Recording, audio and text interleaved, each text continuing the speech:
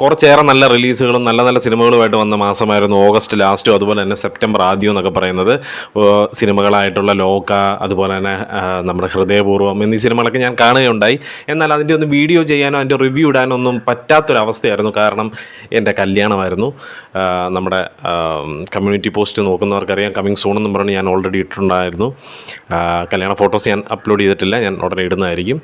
അപ്പോൾ കല്യാണ തിരക്കും കാര്യങ്ങളൊക്കെ ആയിട്ട് എനിക്ക് കുറച്ച് വീഡിയോസ് ചെയ്യാനോ ഒന്നും പറ്റിയില്ല. എന്നാലും കല്യാണത്തിനിടയ്ക്ക് ഞാൻ ദിവസത്തിനിടയ്ക്ക് ഞാൻ സിനിമ കാണാൻ ശ്രമിക്കുകയും ചെയ്തു.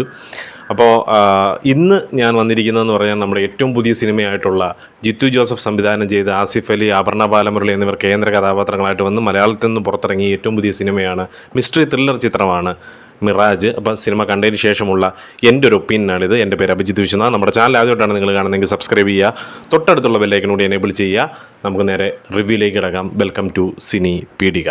ജിത്തു ജോസഫിൻ്റെ സംവിധാനത്തിൽ ആസിഫ് അലി, അപർണ ബാലമുരളി, അതുപോലെ തന്നെ ഹക്കീം ഷാജഹാൻ, ഹന്ന റജി കോഷി എന്നിവർക്ക് കേന്ദ്ര കഥാപാത്രങ്ങളായിട്ട് വന്ന് മലയാളത്തിൽ നിന്ന് പുറത്തിറങ്ങിയ ഏറ്റവും പുതിയ മിസ്റ്ററി ത്രില്ലർ ചിത്രമാണ് മിറാജ് എന്ന് പറയുന്ന ചിത്രം. അതിൻ്റെ ടീസർ, ട്രെയിലറും കാര്യങ്ങളൊക്കെ നമ്മൾ റിയാക്ട് ചെയ്തിട്ട് നമ്മൾ അപ്ലോഡ് ചെയ്തിട്ടുണ്ടായിരുന്നു.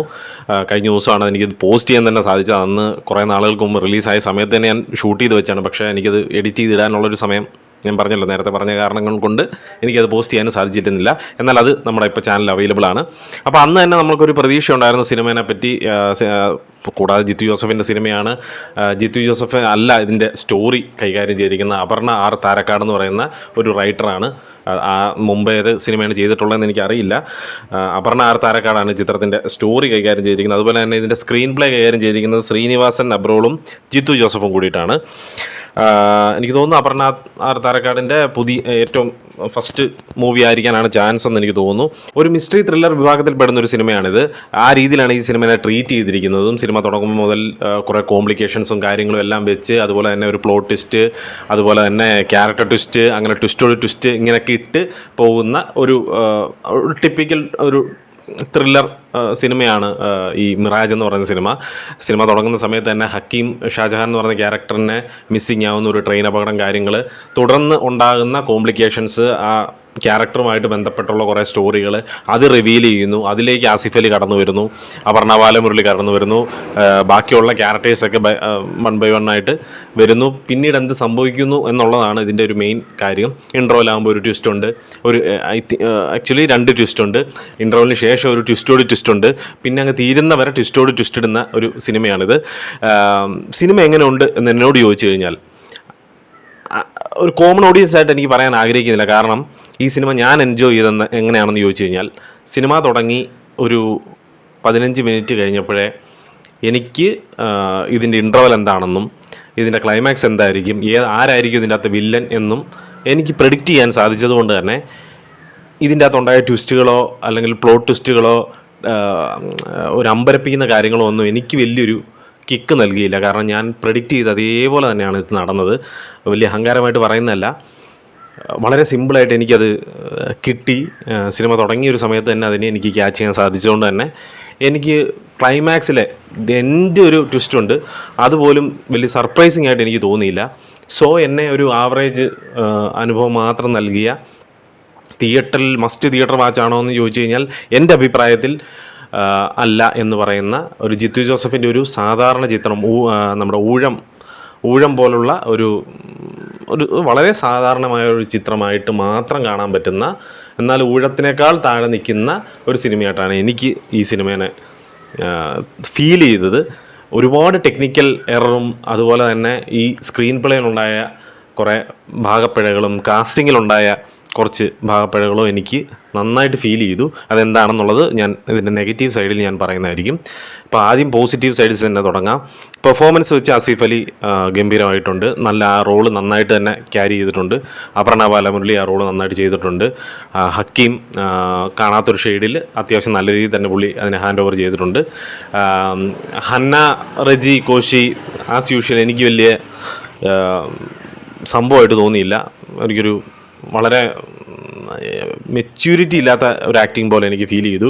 ഡയലോഗ് ഡെലിവറിയിലാണെങ്കിൽ കൂടി ഒരേ ഡയലോഗ് റിപ്പീറ്റ് ചെയ്യുന്ന ഒരാളെ വിശ്വാസമില്ല എന്ന് പറഞ്ഞാൽ അവനെ ഒന്ന് വിശ്വസിക്കാൻ കൊള്ളത്തില്ല. കുറച്ച് നേരം കഴിയുമ്പോൾ പോലീസിനെ വിശ്വസിക്കാൻ കൊള്ളത്തില്ല, മീഡിയനെ വിശ്വസിക്കാൻ കൊള്ളത്തില്ല എന്ന് പറയുന്നൊരു ഡയലോഗ് പറയുമ്പോൾ എനിക്ക് ചിരിയാണ് വന്നത്. കാരണം ആ ഡയലോഗ് ഡെലിവറി ഉണ്ടായ ഒരു വേരിയേഷൻ ഉണ്ടാക്കുകയായിരുന്നെങ്കിൽ തന്നെ നമുക്കത് കല്ലേടിയാ തോന്നുകയില്ലായിരുന്നു. പക്ഷേ അതങ്ങനെ പറയുമ്പോൾ ഒരു സിനിമയെ തന്നെ ഒരേ ഡയലോഗ് പല രീതിയിൽ റിപ്പീറ്റ് ചെയ്യുന്ന പോലെ നമുക്ക് തോന്നും. സോ പേഴ്സണലി എനിക്കത് അത്ര വർക്കൗട്ടായില്ല. അല്ലാത്തൊരു സെക്ഷൻ നോക്കുകയാണെന്നുണ്ടെങ്കിൽ ക്യാമറ അത്യാവശ്യം നല്ല രീതിയിൽ തന്നെ കൈകാര്യം ചെയ്തിട്ടുണ്ട്. ബാക്ക്ഗ്രൗണ്ട് സ്കോർ ഗംഭീരമായിട്ട് വർക്കൗട്ടായിട്ടുണ്ട്. ഡയറക്ഷൻ, ഈ ഉണ്ടായ സ്ക്രീൻ പ്ലേ, അതിൻ്റെ ഒരു സ്ക്രിപ്റ്റും കാര്യങ്ങളൊക്കെ വെച്ച് അതിൻ്റെ അകത്ത് പറയാൻ ഉദ്ദേശിച്ചിരിക്കുന്ന കാര്യം നീറ്റ് ആൻഡ് ക്ലീൻ ആയിട്ട് അവതരിപ്പിച്ച് വെച്ചിട്ടുണ്ട്. അതും ഒരു നല്ലൊരു പോസിറ്റീവ് സൈഡായിട്ട് ഈ സിനിമയെ പറയാൻ സാധിക്കും. ഇനി നെഗറ്റീവ് സൈഡിലേക്ക് വന്നു കഴിഞ്ഞാൽ ടെക്നിക്കലി നമുക്കറിയാം ഒരു സീൻ, ഒരു കാർ സീൻ ഷൂട്ട് ചെയ്യുന്ന സമയത്ത് ബാക്ക്ഗ്രൗണ്ടിൽ പണ്ട് ഗ്രീൻ സ്ക്രീൻ ഇട്ട് ഷൂട്ട് ചെയ്തതിന് ശേഷം പിന്നീട് ആ ഗ്രീനിലേക്കൊക്കെ വിഷ്വൽസ് ആഡ് ചെയ്യാറാണ് പണ്ടത്തെ ഒരു ടെക്നോളജി വെച്ച്. ഇപ്പോൾ പുറകിൽ സ്ക്രീനുണ്ട്, ആ സ്ക്രീനിന് മുമ്പിൽ കാർ വെച്ച് അതിൻ്റെ അകത്താണ് ഇവരുടെ ആക്ടിങ് നടത്തിക്കൊണ്ടിരിക്കുന്നത്. ബാക്ക്ഗ്രൗണ്ടിൽ ഒരു ഒറിജിനാലിറ്റി ഫീൽ ചെയ്യുന്ന രീതിയിലുള്ള വിഷ്വൽസ് പോയിക്കൊണ്ടിരിക്കും. എന്നാൽ ആ സമയത്ത് നമ്മുടെ ഫ്രണ്ടിൽ ഇതിൻ്റെ ലൈറ്റിങ്, ഗ്ലെയർ അടുപ്പിക്കുക എന്ന് പറയുന്ന സംഭവമുണ്ട്. ലൈറ്റിങ് അടുപ്പിക്കുക എന്ന് പറയുന്ന സാധനം, അത് ആസിഫ് അലിയുടെ ക്യാരക്ടർ അപർണ മലമുരളിയും കൂടി ഈ കാറിൽ പോകുന്ന കുറേ സീനുകളുണ്ട്.